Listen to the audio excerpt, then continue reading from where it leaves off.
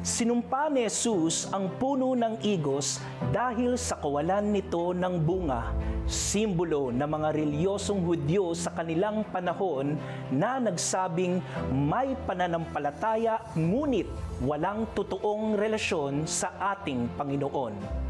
Ang pagkasira ng puno ng igos ay maaari ding mangyari sa templong tiwali kung hindi tayo magtitiwala at mananampalataya sa Panginoong Yesus.